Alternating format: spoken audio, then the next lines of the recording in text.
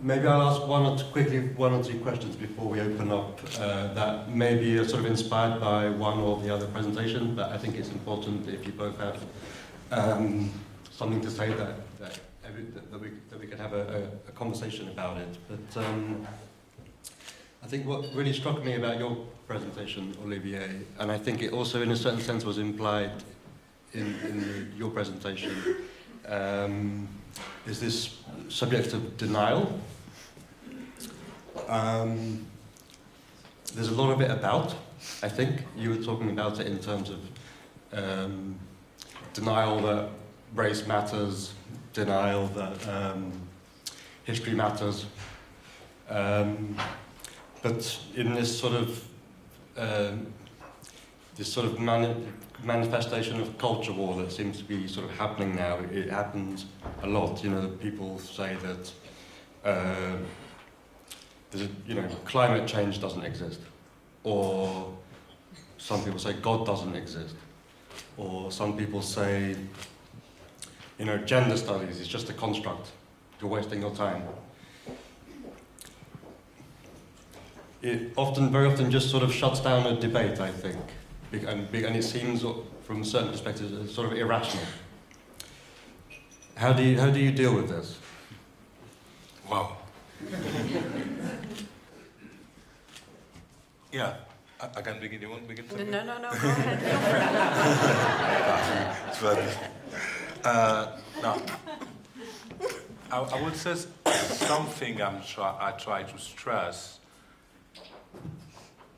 is just to show that things are not either or. That means that, specifically from a Caribbean perspective, we are living and dead at the same time. There is no real opposition of that. So deciding that the reality have to be here or there, it's a part of the rationality that have become a really strong European epistemology and Western epistemology of saying, okay, things are like that or like that. In fact, when you try to explore some important phenomenon of our time, you can define them in one way and also another way. As I said, race is a construction, but they are a form of life. They are a form of black life, for instance. That means that you can tell to people, okay, but race is a construction. Yeah, but I lived for a really long time in a construction that became a form of life. It's the same thing for if you tell to people there is no gender, gender is a construction. Of course, it is a social construction, but people are living form of life that are consequences of that construction. So this is the both things, and not one or the other. And for me, pointing a construction is not a way to disqualify something. It's more a way to understand it better. To understand it better, because, yeah, I think a society is building a series of construction to be a society. Something can be constructed. And for me, to say, for instance, God is a human construction doesn't mean that God doesn't exist. That means that God exists, and it's a construction. And there is no opposition between the two terms, because I think human beings are creating constructions, because creating society is... And so the idea of... I'm not in the same side in a post-deconstruction philosopher saying everything is construct. Yes, but I think we got emotional relationship with construction. So, I don't know... it doesn't mean that there is no an emotional level, it doesn't mean that there is no a form of life, but that means that you just point that is a construction. And when you say it's a construction, what is interesting is just try to point exactly what the construction have been done for, in what context and for what. So for instance, the race have been created precisely at the moment of the slavery to avoid the poor people and the poor people of color and the poor white people, to create some kind of alliance against the privileged people. So race is a way to break the potential alliance, a transracial alliance against the privilege. And it's still used for that. It's still used to protect white privilege. So this is the creation. But after that, there is black life. You see the statistic of the male killed by the police in the city of Chicago, and you will see that it's not only a construction, it's also life and a specific exposure to the risk of death. That creating a kind of emotions. So the black American heart has really impact of that kind of emotion. So it's a construction in one hand that it produces an affect. It's the two things. And so we can consider that the black art is really impacted by the risk of death. When you listen to the blues, when you see some kind of practice of performance, the place of the body. And Stuart Hall says something that I think is really precious. He says, for a very long time, as people of color in the Western context, we only act as if we had only our body as a cultural heritage, which is a kind of feelings that we're supposed to have more, but ourselves, we know that we have something with our body to deal with. So you find it in certain way as a limitation and as a specificity. And so I think living in those contradictions, and I try to bring the Creole perspective in that, is the base of the life of the post-colonial society. We all live in the contradiction of what our society did and who we are, and our come together have to be shared in the base of contradictions. We can't have a clear relationship because our common past is not clear. And it's not an issue of guiltiness, it's just the contradiction is there. And so I do think that in a Caribbean perspective, we learn to live, as Edouard Glissant expressed it, as a literature of Chamoiseau and poets like Franck Etienne, we learn to live with the cow as a soil. So not living on when I'm talking about a moving soil, we have to learn collectively now to live with a moving soil. We have to share the cow that have been produced in the rest of the world by the Western practice. We have to share it. It doesn't have to be the problem, only the consequence of people living outside of Europe, but it can be a base of a new society. I don't say it in a negative way. And Glissant tried to re-articulate the notion of cow as a positive way of being at the moment. Living with the cow, staying in the trouble, would say Donna Haraway, staying with that kind of discomfort that we collectively produce. And we have to learn it. And I think the tension in the European whiteness is with that. People want comfort. We can't add comfort with the global situation at the moment. We have to forget it. And we have to make the effort and to live in that discomfort that can become the form of life for our common future.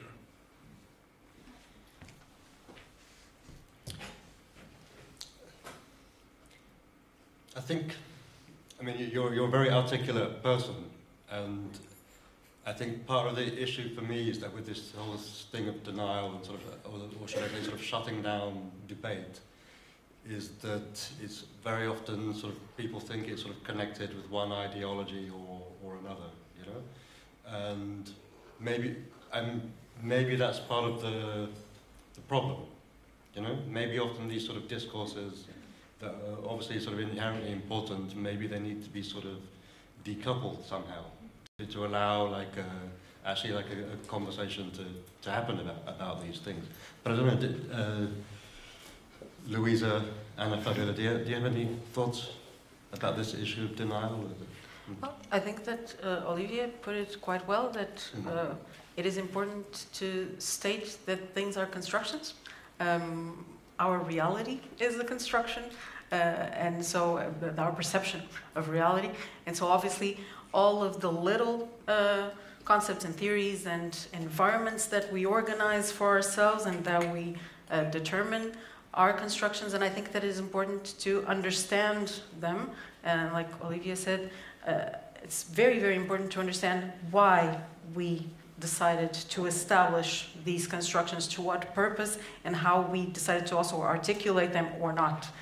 And then I think that it is important to go a step further, which is to understand that we might not be able to live in a post-construction world, but I think that if we understand the root of why these constructions took place and how we manage them throughout time and throughout different historical moments and places, it might be indeed helpful to then take the step forward of understanding, okay, this construction alone might already not be feasible as a way of explaining the current dynamics. That is my perspective. I believe Luísa's as well, sort of, and that's what we tried to demonstrate in the very, very brief condensed presentation, was the notion that it is important to understand post-colonialism. It is important to understand what led to post-colonialism, so it is important to understand all of the processes of colonialism and how they were established and implemented and to what purpose. But I think that we now are in a time when the understanding of that alone and the perspective of, okay, this happened to that purpose and this is why we have our current present, is not enough. We have to articulate colonialism with the articulations that are already in place, colonialism with feminism, but try to understand, like we try to express, begin to understand the importance of moving past the giving the voice to giving that one voice and establishing a stage for the multiple voice articulation. So it was important to understand racism alone, and it still is. It was important to understand its counterparts. It is now important to, and the same goes for feminism, chauvinism, everything, these contradicting concepts, but it is important now to understand how these things don't live in a vacuum and are not suspended realities, but actually intersect a little more heavily, we believe, than is allowed to be discussed. I don't know if it was helpful. Well, I have several more, but maybe it's also a good moment to open up to any of you if anybody has questions. Nobody? Yes. Thank you for this most generous morning, also in terms of the voices and the way the voices were expressing themselves. When following, I loved permaculture coming into the equations, and I wondered, because you were, I think it was very beautiful how Luísa and Fabíola decided to bring specific, feminist studies, specific sub-perspectives under monocultural approaches. But I wonder whether we then go the best direction if we afterwards move back to multiculture as a notion. Because multiculture has often been expressed in this way. In this city there was politics in an earlier stage decided to make a Moroccan cultural house together with the Moroccan government to have a specific, as part of a multicultural project. So I wondered whether if we decide not to speak about monoculture as a kind of monolithical total decision, but saying you have monocultural modes of going about, then I wonder whether we should end up with multiculture or whether we should not better go to permaculture or perhaps even back to culture. I think we should go back to culture, because in culture it's always cultures, it's always a plural, and then we can go back to construction and how we look at culture, how cultures are made, and how we respect and how we see, how we look at the different cultures. And we could quote Paul Gilroy's idea of conviviality, which is this living together. How can we live together? And it's a very complex question, even in families. A family is as close as we get to a monoculture, but it's very far from a monoculture, because each one of us is so different from each other. And even siblings, I have two boys, and each one of them is very peculiar. They are not equals. They are very different. So it's very difficult to live together in the same house with the same family. Can you imagine? The same country, the same world. So but we have to figure it out because we are here. We were born. So now we are here and we are all different. And now it's up to us to deal with these different cultures, not only in the artistic fields and look at the different ways of framing or devising the different ideas, but also in living together in different houses, in different cities, in different countries. And I think it's also about a lot about coping with the difference and how to deal with difference. Of course, like Mia, she was saying something yesterday about rape, and of course that I cannot respect the idea of raping women. That's not the culture that I can accept.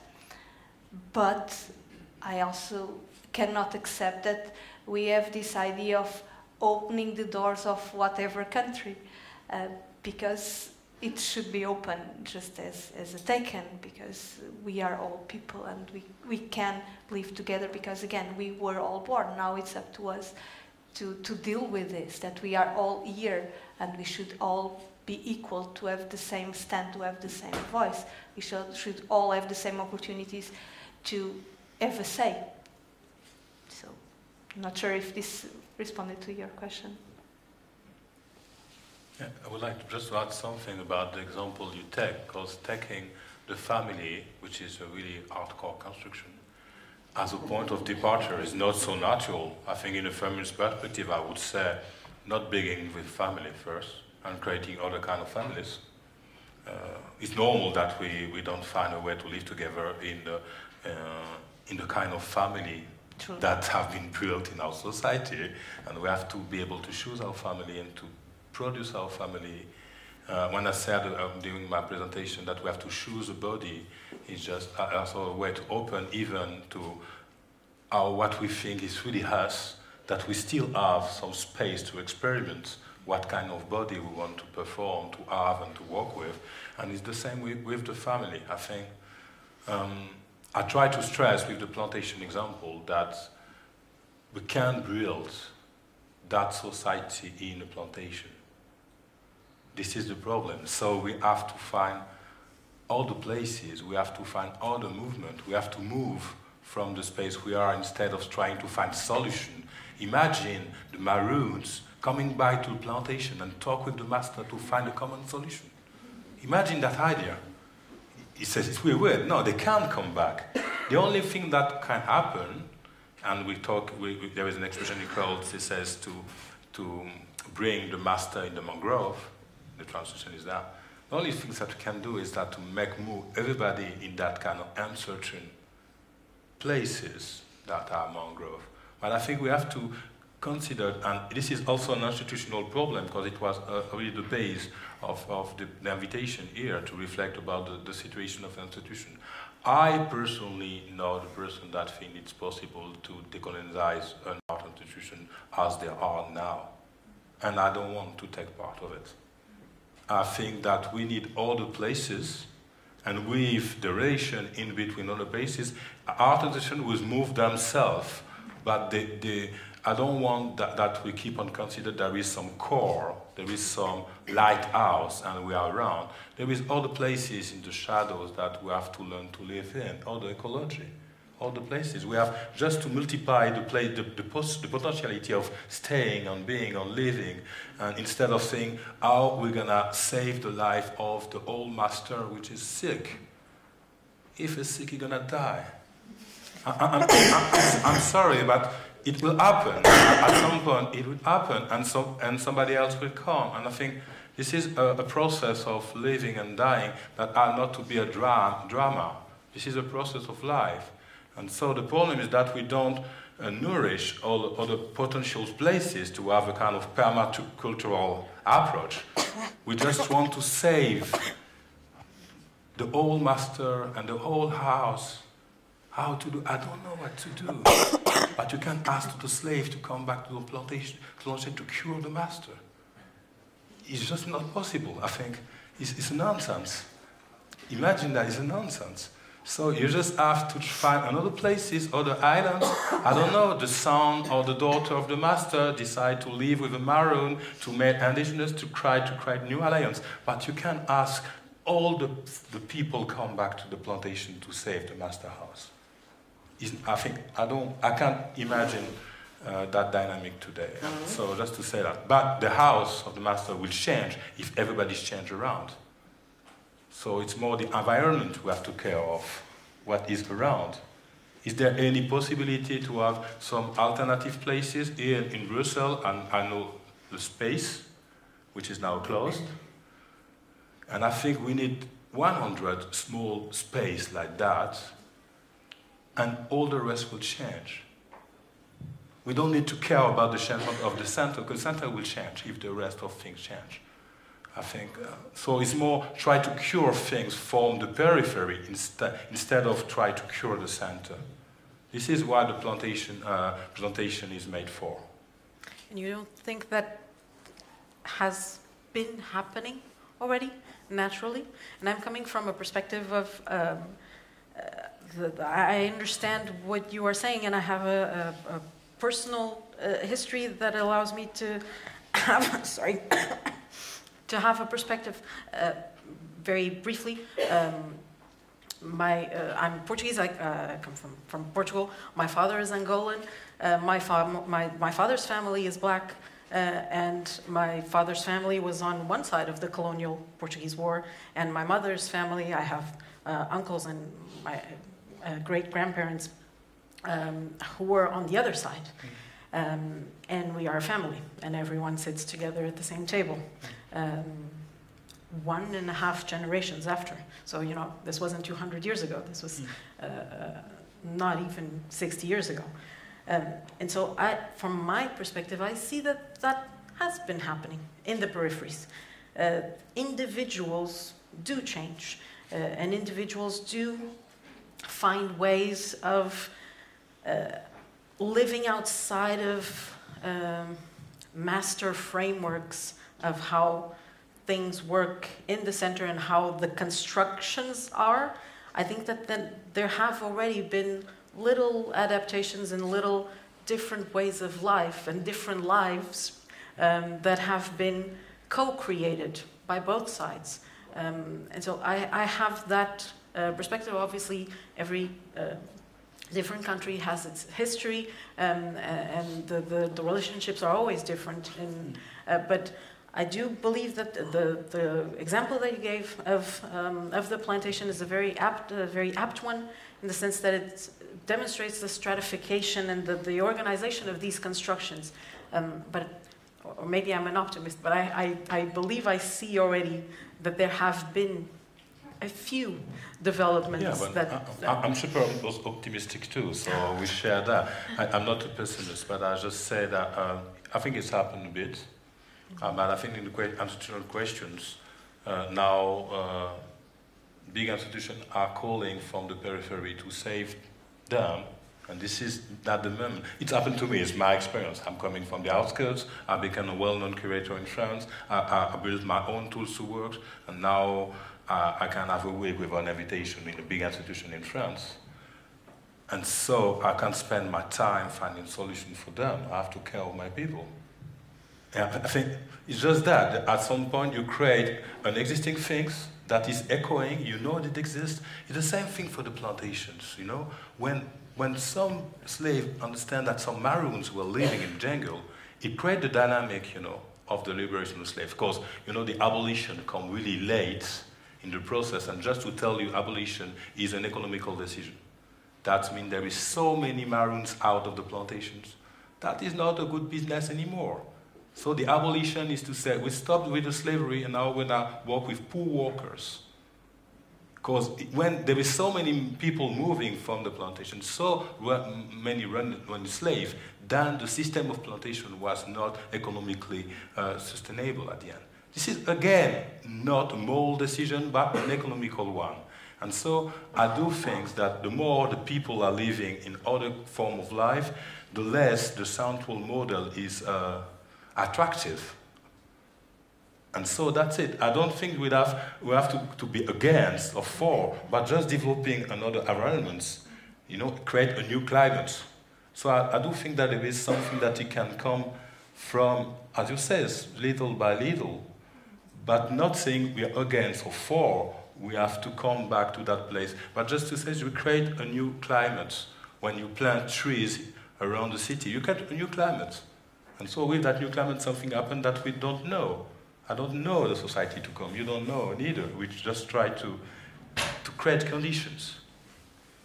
In any way, I think at least that's not our intention. We wanted to say that big institutions are the evil and small institutions are the good. Not in any way. Even when I mentioned the example of Tate Modern, it was just to make an example of a so-called international art collection, because obviously an independent space as the one that we run in Lisbon, we could not have a collection for a number of reasons, but it's a tiny space. So of course we could not have a collection, besides the funds, even as a physical space. But it's not one against the other, and we didn't mean that. It's just that a small space, of course it would never make such a big discourse, a grand narrative, because again, it's small. So we have the discourses and the narratives in the same size as we are. I think it's not the rhetoric being evil or the good one, it's the right of indifference. I think I'm like the indigenous Maroon. I just have the right not caring about theirs. This is the right, just to say, it's not my concern what you are doing. I'm not. That I have to disagree. I like to see what we are doing. The big institutions, to me, it's very important to see what the big institution is doing or thinking, even if they are taking ideas from my peers, not from myself, but from my peers, from other small institutions. I like to see. They are taking a lot. This is the base of. I know. Well, that's the process of gentrification. It's the same. Even like London.